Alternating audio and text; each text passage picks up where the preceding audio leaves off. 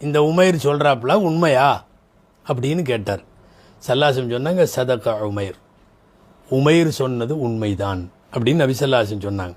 சொன்ன உடனே சொன்னார், அப்படியா, நான் உடனே முஸ்லீம் ஆக முடியாது, எனக்கு இஸ்லாம் சம்பந்தமாக சிந்திக்க 2 மாதம் டைம் வேணும்னு கேட்டார் சஃப்வான்.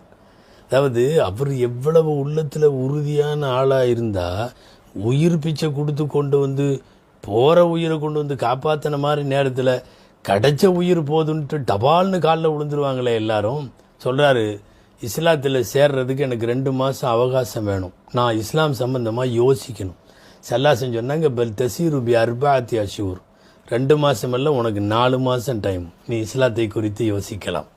நீ இஸ்லாத்தை பாரு, இங்கே இருக்கிற தொழுகையை பாரு, என்னை பாரு, சஹாபாக்களை பாரு, எங்கள் அஹ்லாக்கை பாரு, இதெல்லாம் அதுக்கு அர்த்தம். 4 மாதம் டைம்.